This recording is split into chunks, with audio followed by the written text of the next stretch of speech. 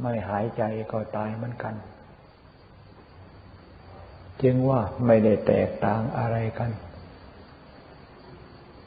มีธาตุสี่มีดินน้ำมีลมมีไฟธาตุทั้งสี่มีความสมดุล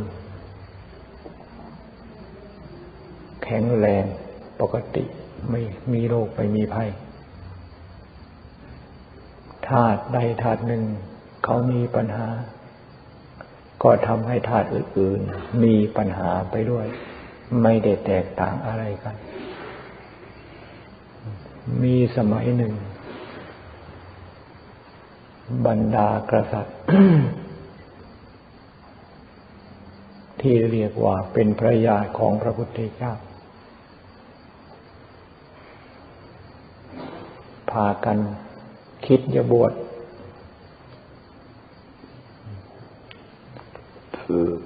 ก็พากันไปหาพระพุทธเจ้า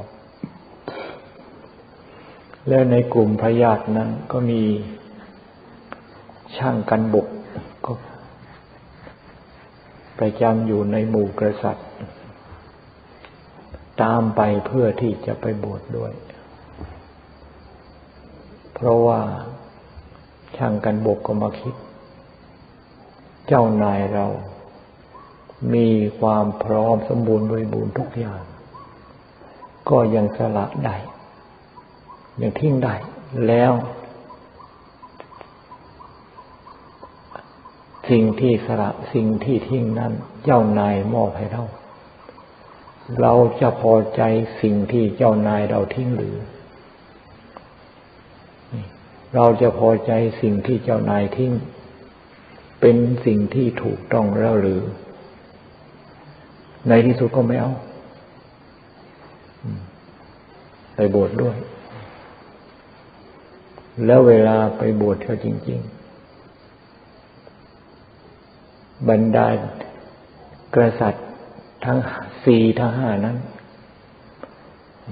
ก็ให้ช่างกันบกนั้นบวชก่อนรู้สึกว่าจะเป็นผู้ใหญ่กว่าในทางอายุเพราะบรรดากษัตริย์นั้นก็ยังอยู่ในวัยหนุ่มยกย่องให้เป็นผู้อาวุโสบวชก่อนแล้วเมื่อในช่างกันบกนั้นก็เป็นพระเถระท่านหนึ่งหลังจากบวชแล้วที่พระพุทธเจ้าทรงยกย่องว่าเป็นเอตทัคคะในด้านพระวินัย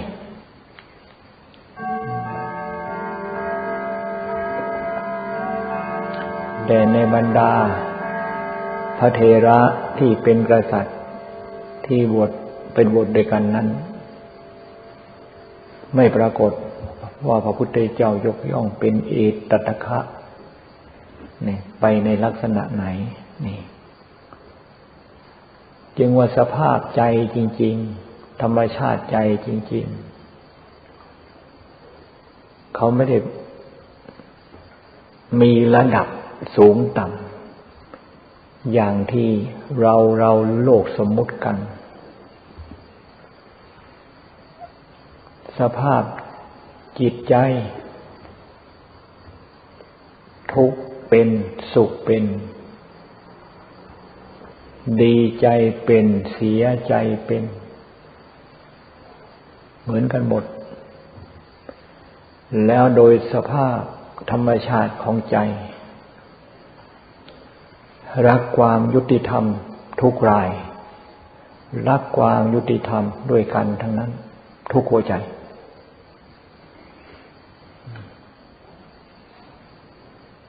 แต่ใจไม่มีธรรม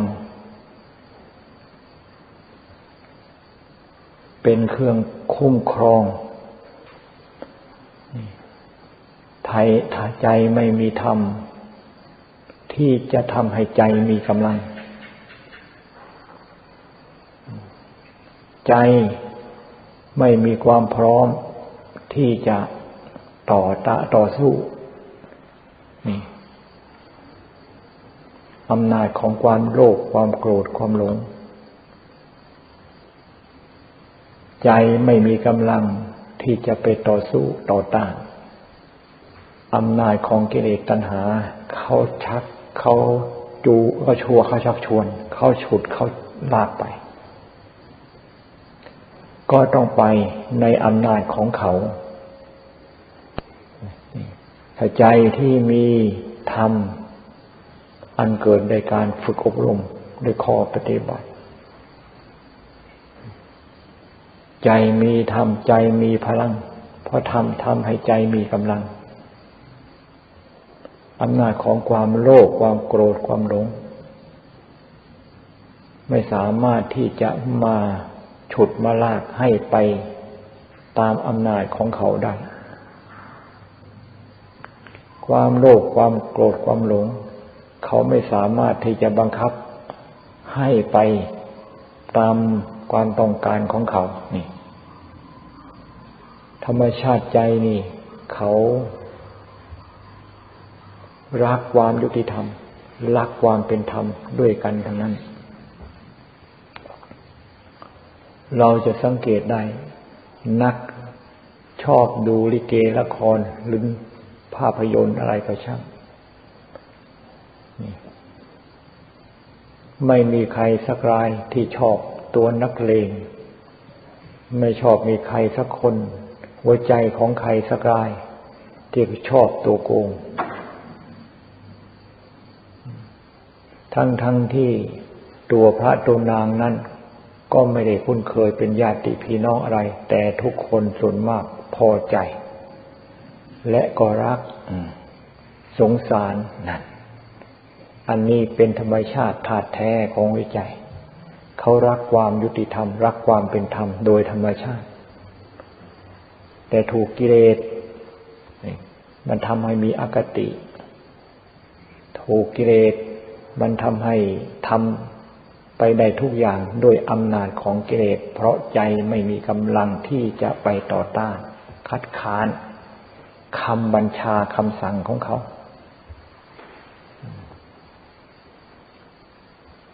คำสอนของพระพุทธเจ้าสอนให้บำเพ็ญธรรมสอนให้ปฏิบัติธรรมก็คือสอนให้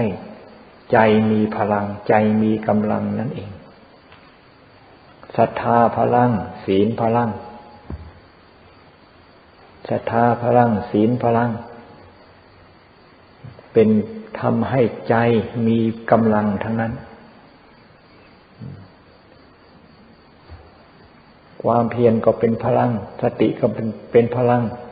สมาธิก็เป็นพลังปัญญาก็เป็นพลังสติวิริยะสัตถินุริยังวิริยินทริยังสตินริยังวิริยินทริยังสติก็ทำให้ใจมีกำลังความภาคความเพียรก็ทำให้ใจมีกำลังสมาธิก็ทำให้ใจมีกำลังปัญญาก็ทำให้ใจมีกำลังการปฏิบัติก็คือสร้างพลังให้เกิดให้มีขึ้นแก่ใจ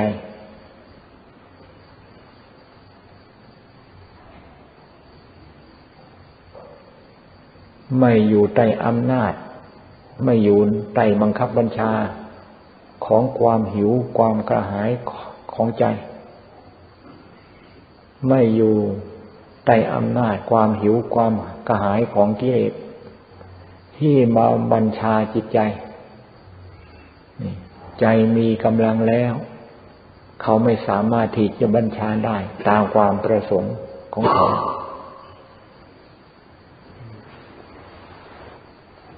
ธรรมะคำสอนของพระพุทธเจ้าจึงเป็นประโยชน์จึงมีความจำเป็น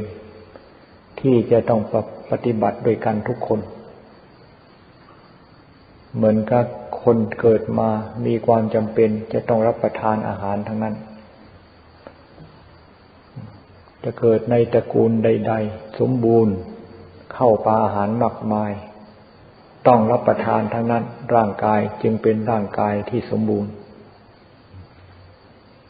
มีกำลังวังชาต้องอาศัยอาหารทั้งนั้นใจก็เช่นเดียวกันใจจะมีกำลังใจที่มีกำลังแข็งแรงสามารถที่จะต่อสู้สามารถที่จะชนะข้าศึกถูกคืนตัวกิเลสได้ใจต้องสมบูรณ์ด้วยพลัง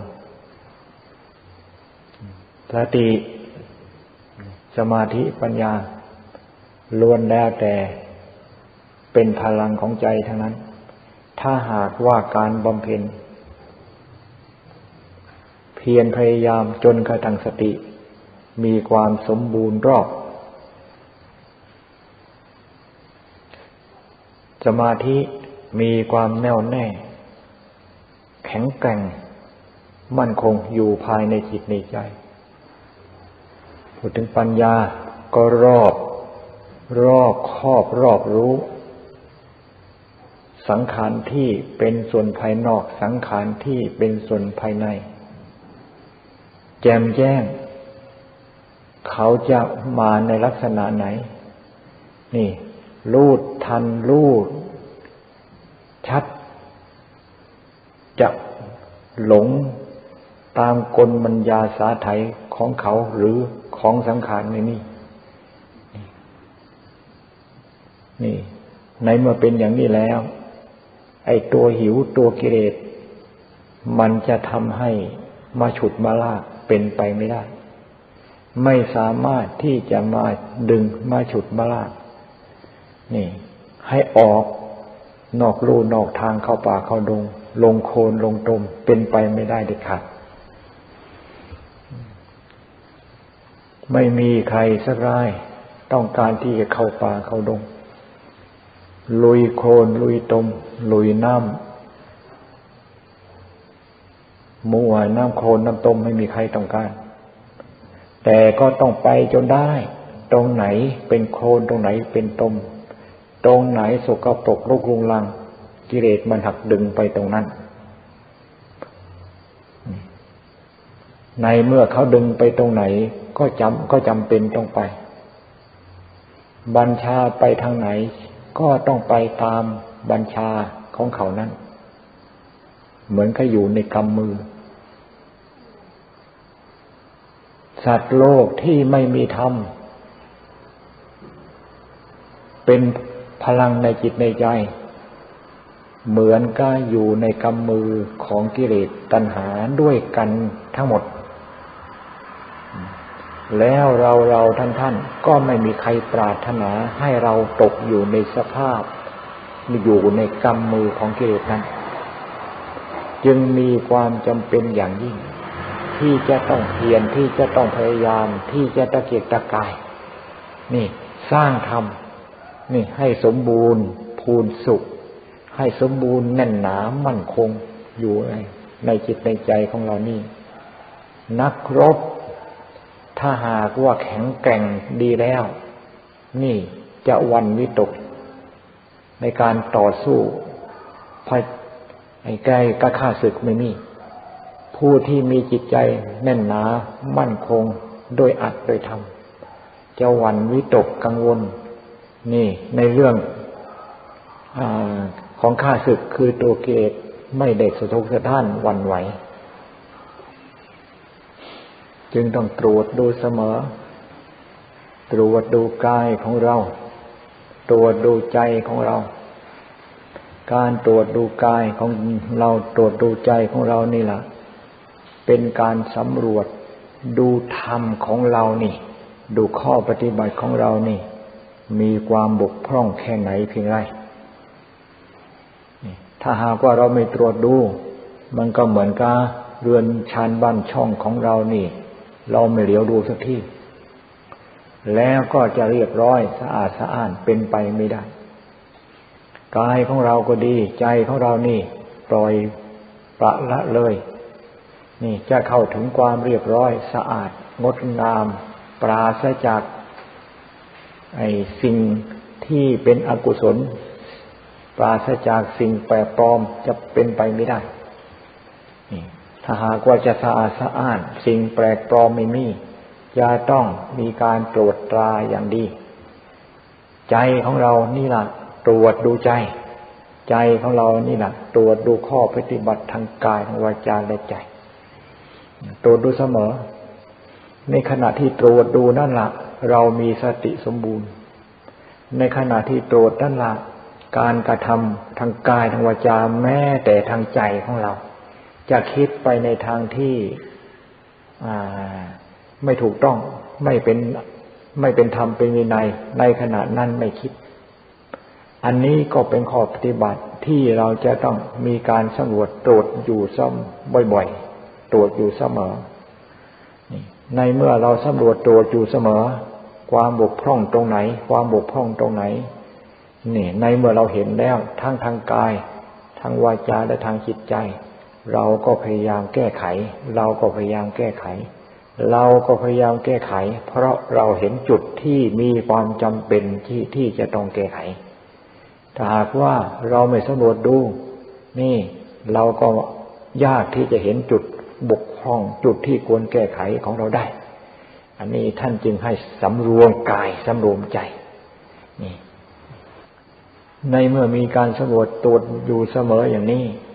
ความชุ่มชื่นความเบิกบานความปีติก็จะเกิดขึ้นมองตรงไหนโทษก็ไม่มีมองทางกายมองทางวาจามองทางใจมีแต่ราบเรียบมีแต่ราบรื่นมีแต่ความเป็นปกติโทษคือความบกพร่องมองไม่เห็นเกิดความปีติขึ้นมาเพราะเรามีศีลสมบูรณ์ความบกพร่องนี่วิปริตผิดไปข้างๆผิดไปนอกลู่นอกทางนี่ทำให้เกิดปีติขึ้น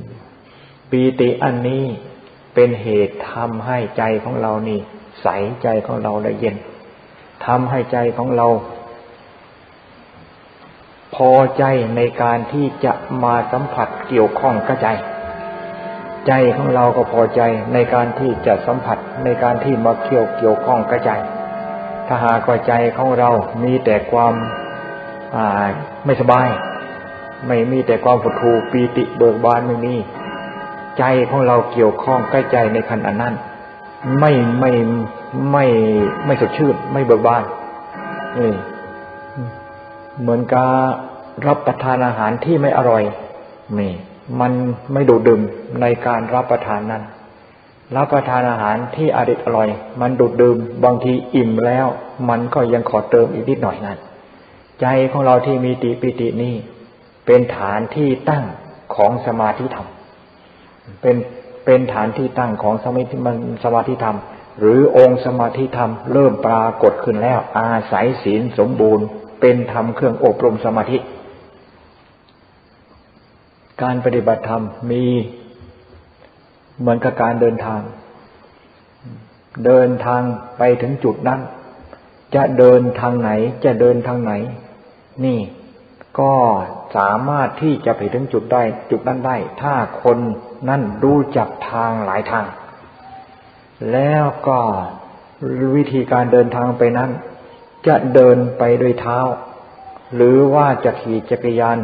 านยนต์หรือว่ารถยนต์เครื่องบินก็ได้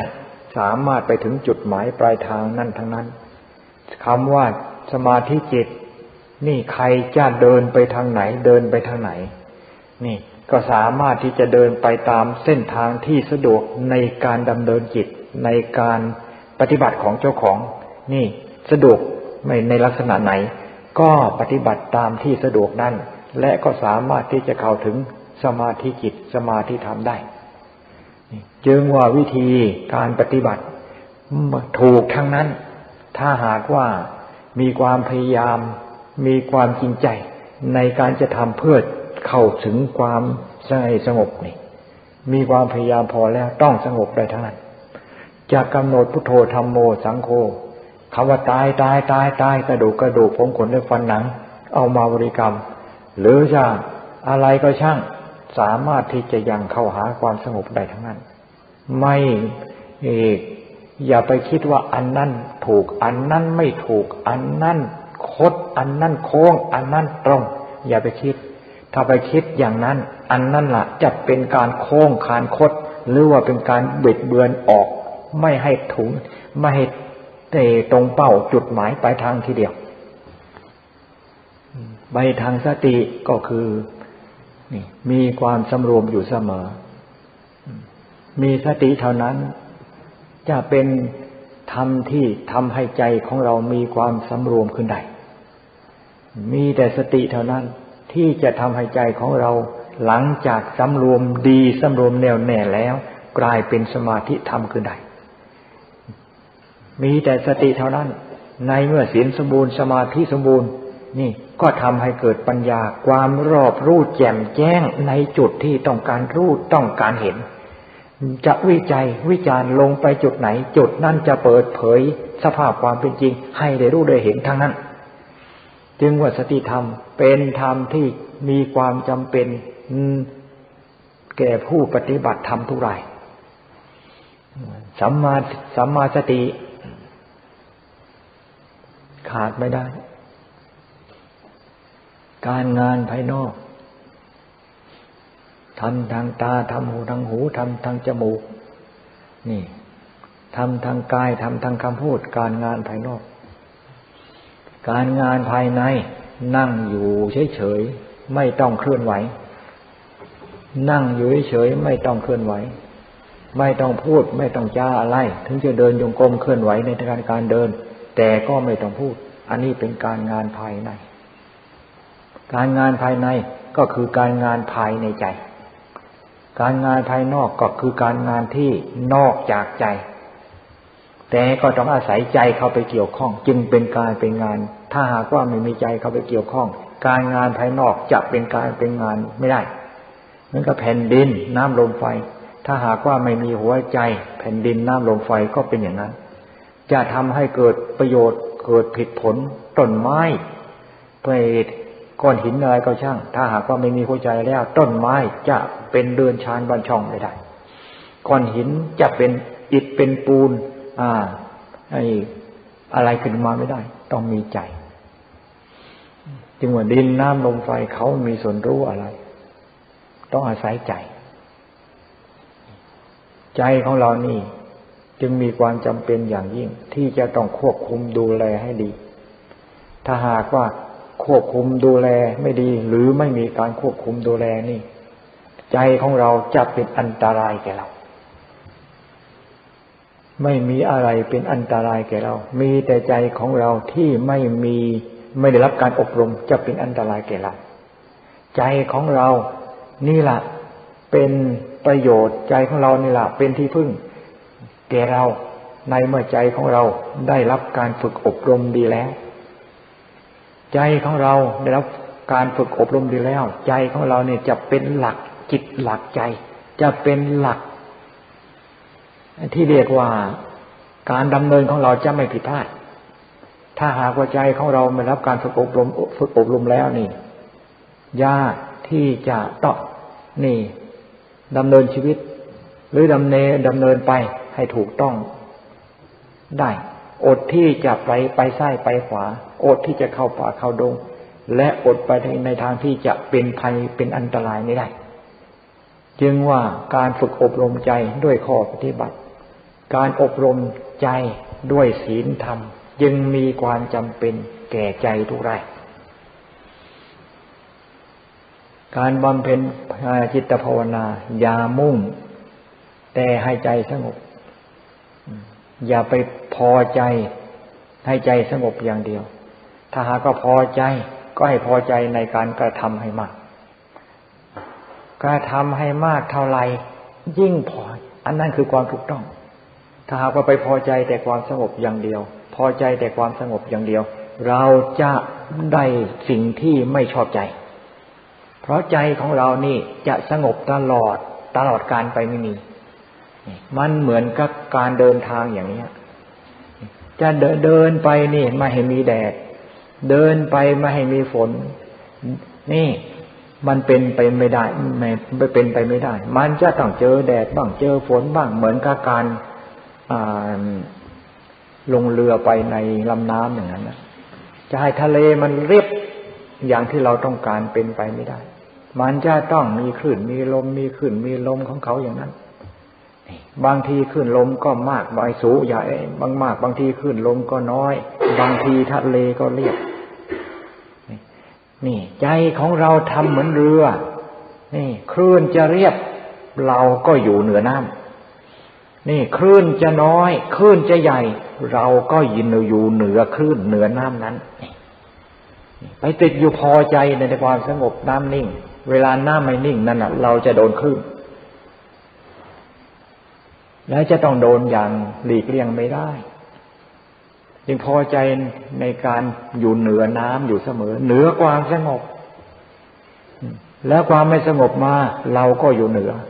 เราไม่ติดความสงบความไม่สงบเกิดขึ้นเราก็ไม่ไปติดในเมื่อเราไม่ติดแล้วเราจะไปเดือดร้อนไปเป็นทุกข์เพราะความไม่สงบของใจได้อย่างไรคำว่าสังขารต้องเป็นสังขารพระพุทธเจ้าท่านไม่แต่งสังขารไม่เป็นอย่างนั้นพระพุทธเจ้าท่านให้รู้สังขารคำว่าแต่งสังขารก็หมายว่าทะเลไม่มีคลื่นเป็นไปไม่ได้แม้แต่พระพุทธเจ้าท่านก็ไม่สามารถที่จะไปแต่งทะเลให้เรียบได้เพียงแต่ให้รู้ทะเลให้รู้สังขารเท่านั้นพอใจในความสงบก็จะเจอสิ่งที่ไม่พอใจสงบไม่สงบไม่สนทำให้ยิ่งอยู่เสมอเราไม่ได้ทำเพื่ออะไรเราทำเพื่อละทำเพื่อปล่อยวางทำเพื่อสลัดทิ้งดีก็ไม่เอาจะเอาทำไมเอาแล้วหนักทั้งนั้นเป็นภาระทั้งนั้นคืนนี้ก็เงียบกันดีพากันนั่งสมาธิต่อไป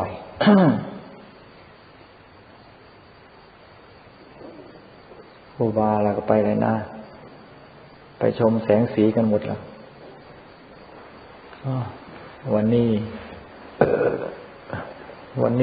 ได้ชีปลาขาวนะวันนี้ได้ชีปลาขาว3องค์ชีปลาขาวนี่ไม่ถึงเล่นนะชีปลาขาวนี่บางทีมีฤทธิ์มากนะชีปลาขาวบางทีมีฤทธิ์มากนะ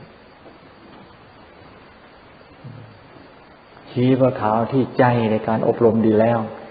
นี่มีฤทธิ์ในการที่จะกำจัดกิเลสชีปลาขาวนี่มีใจไม่มีธรรมเป็นเครื่องอบรม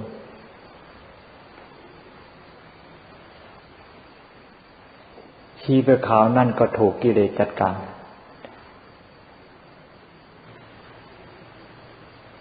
กองดินกองน้ำกองลมกองไฟ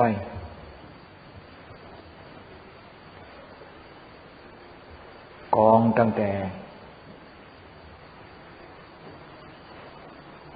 ศีรษะลงไปหาเท้าขึ้นมาศีรษะนี่นะอันนี้กองดินกองน้ำกองลมกองไฟ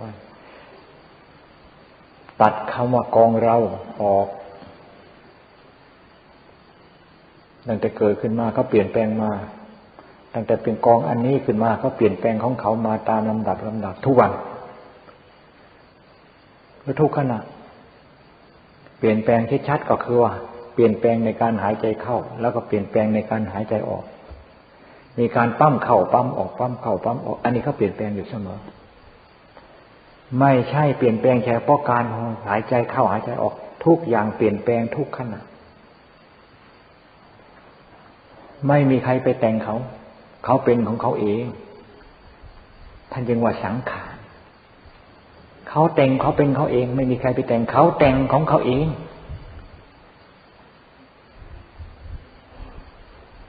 นี่เราให้รู้สังขารสังขารมีการเกิดสังขารมีการดับเขาแต่งขึ้นมาแล้วไอ้ที่ขึ้นมานั่นมันก็มีส่วนดับไปแต่งขึ้นมาเท่าไหร่ก็ดับไปเท่านั้นแต่งขึ้นมาเท่าไหร่ก็ดับไปเท่านั้นเพราะของใหม่ทำมาแทนที่ของเก่ามันก็ต้องผ่านไป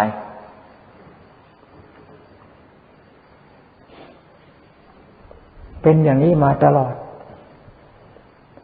ของเราเหรอเราไปสร้างเหรอเราไปแต่งเหรอเรากินข้าวอยู่ทุกวันเราหามาป้อนอยู่ทุกวันแล้วจะว่าไม่ ไม่ใช่คนเราไม่ใช่เราไม่สร้างเราไม่แต่งยังไงถ้าหากเขาไม่สร้างเขาไม่แต่งของเขาเราป้อนเข้าไปนั่นมันไม่ได้ประโยชน์อะไรนะอัดเข้าไปบางทีมันมีเข้าซ้ำหายใจก็เหมือนกันน่ะถ้าเขาไม่เป็นไม่หายใจของเขาอ่ะเราจะหายใจเข้าหายใจออกมันไม่เข้าไม่ออกนะนี่แหละสังขารเขาเป็นของเขาเองให้รู้เสียอย่าว่าเป็นเราตรงไหนเป็นเราผมเราสร้างขึ้นเหรอใครสร้างผมใครปลูกผมขนเล็บฟันหนังก็เหมือนกันใครไปสร้างมีไหมเราไปสร้างเหรอพระพุทธเจ้าท่านเรียกว่ากองสังขารกองของเกิดดับพระพุทธเจ้าท่านเรียกว่ากองอนิจจังกองทุกขังกองอนัตตากองไตรลักษณ์กองไตรลักษณ์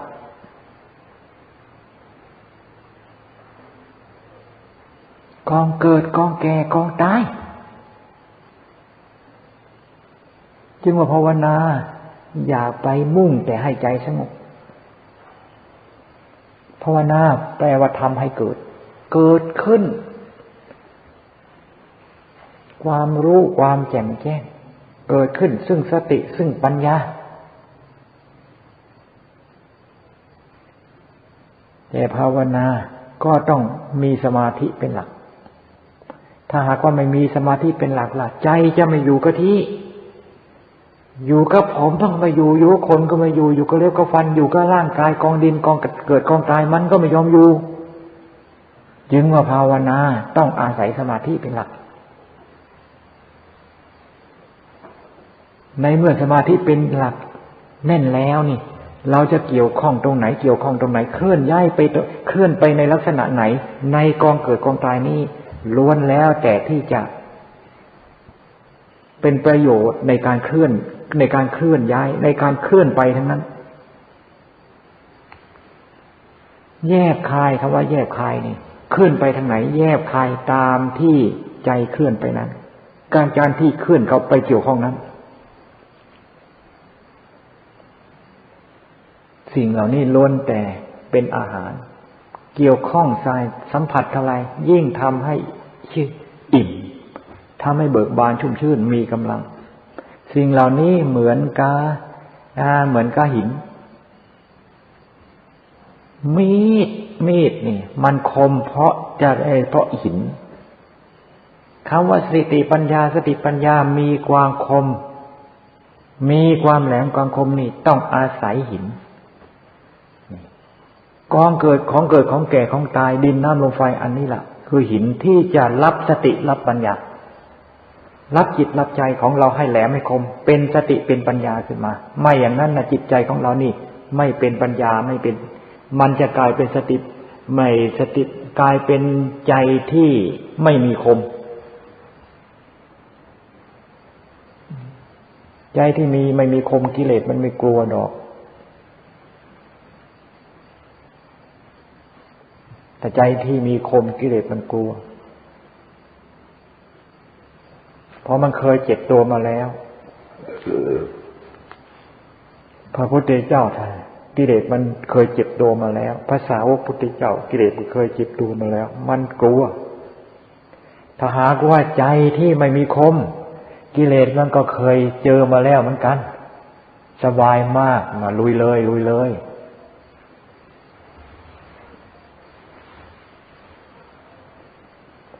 เรานี่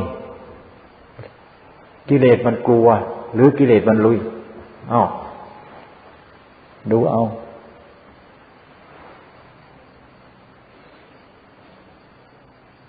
แล้วก็ไม่ต้องบอกใครไม่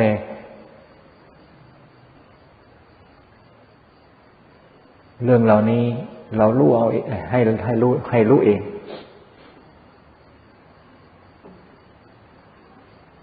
ข้างนอกไม่มีอะไรลมก็เป็นลมดินก็เป็นดินอากาศก็เป็นอากาศลมหายใจเข้าลมหายใจออกอันนี้เขาก็เป็นของเขาอย่างนี้ไม่ต้องไปกังวลกับเขา ใจของเราเขาก็รู้อยู่อย่างนี้รู้อยู่นี่รู้อยู่นี่เขารู้อยู่นี่ให้เขารู้อยู่นี้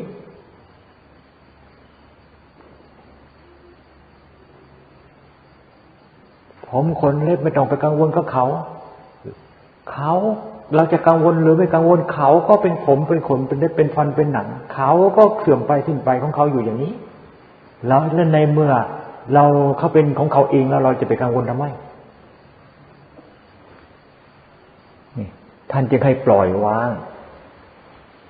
แม้แต่ใจของเราก็ปล่อยวางไม่ต้องไปกังวล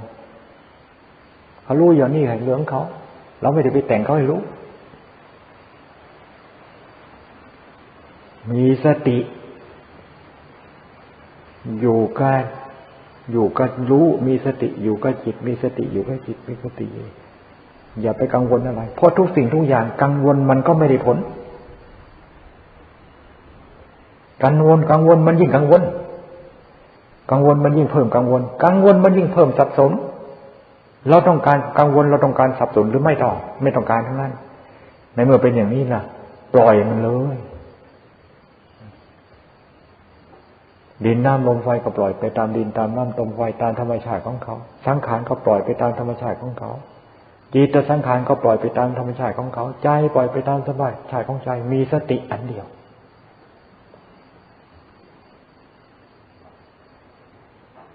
มีสติอันเดียวอยู่ตรงไหนอยู่กับใจไม่มีใจไม่มีสติสติกับจิตสติกับใจให้เป็นอันเดียวกันในเมื่อเราไม่กังวลสิ่งอื่นถ้าหากว่าเรากังวลสิ่งอื่นนี่มันชอบไปอยู่กับสิ่งอื่นนั้นละให้หมดท่านจึงว่าปล่อยวางปรากฏอะไรละปรากฏอะไรละไม่เอาจึงว่าภาวนาละภาวนาปล่อยวาง